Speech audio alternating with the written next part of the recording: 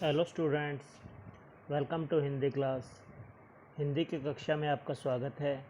आज हम अभ्यास सागर पुस्तक का 9वां पाठ दोहे जिसका अभ्यास कार्य करेंगे। तो इसमें आज हम अनेकार्थी शब्द के बारे में जानेंगे।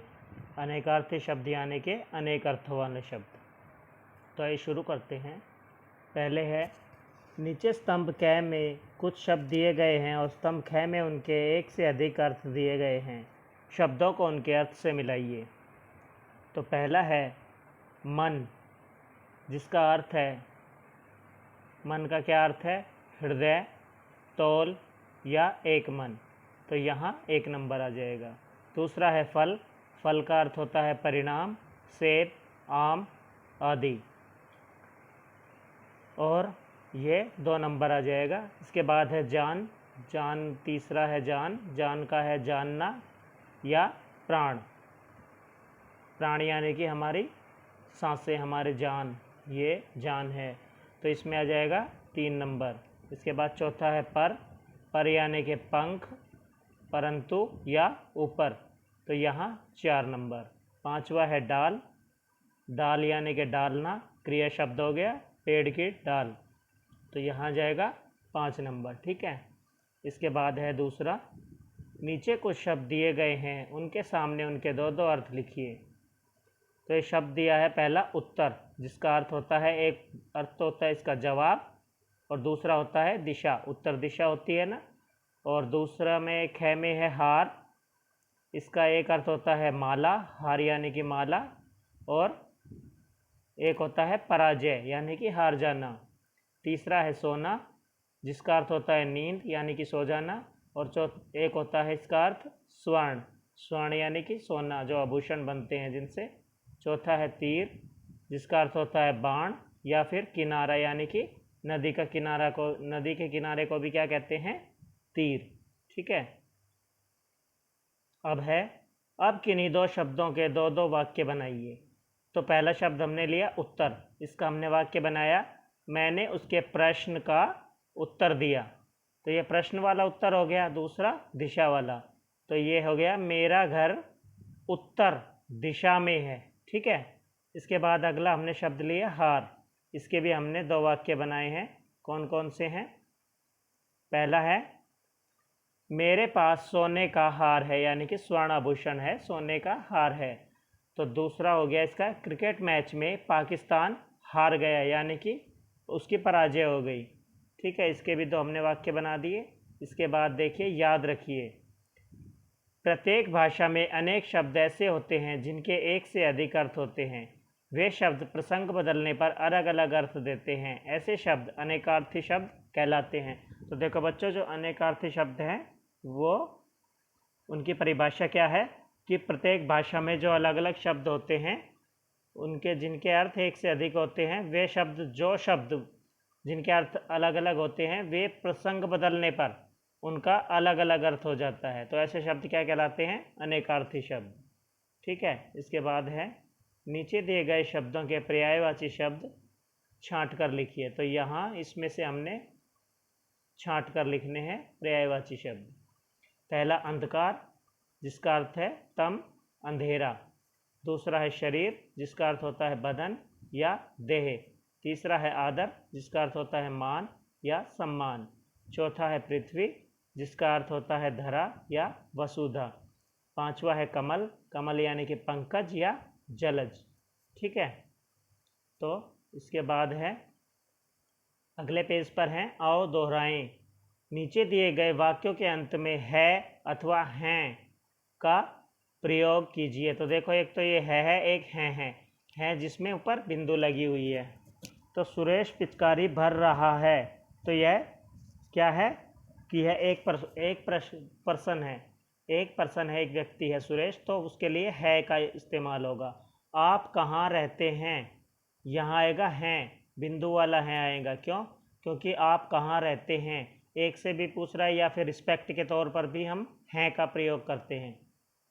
ऐसे तीसरा है, माता जी खीर बना रही हैं। तो माता जी जो बड़े, कौन है? बड़े हैं हमसे, तो हम रिस्पेक्ट के लिए उनको क्या यूज़ होगा? यहाँ भी हैं। ठीक है।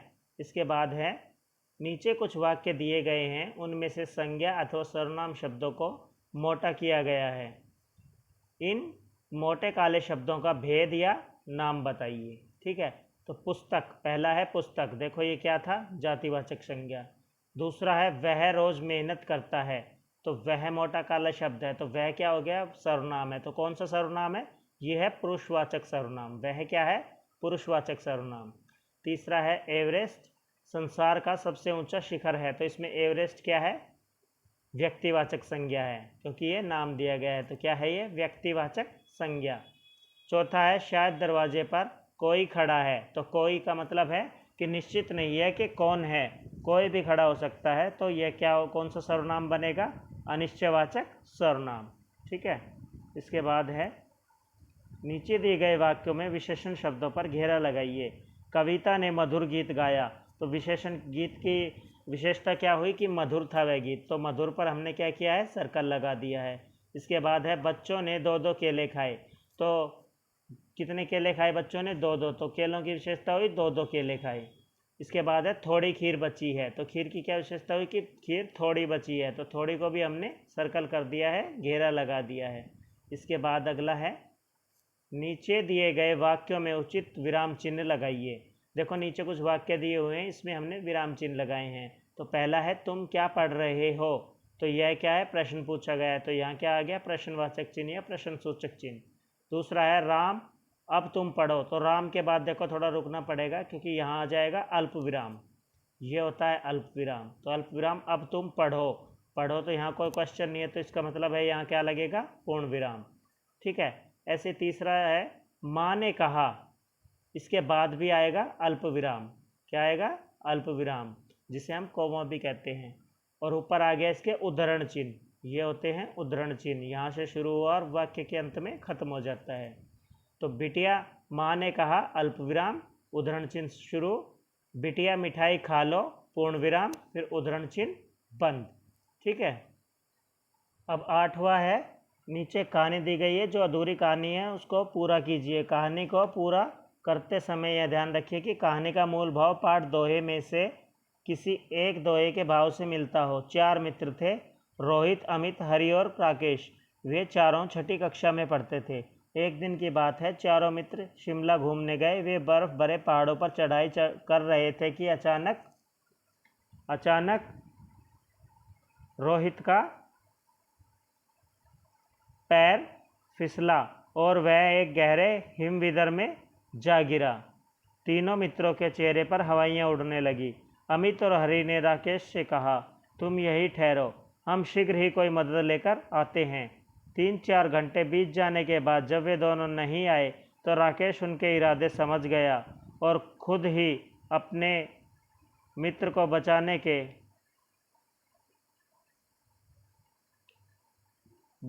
का, यहाँ का आएगा बेटा, बचाने का फैसला लिया।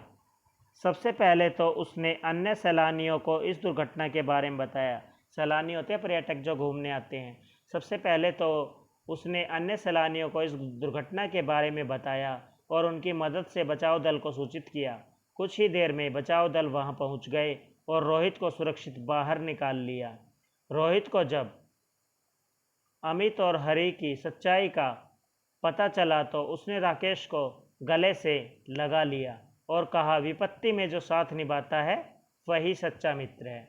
ठीक है बच्चा, आशा है आपको यह अभ्यास सागर का अभ्यास कार्य समझ आ गया होगा।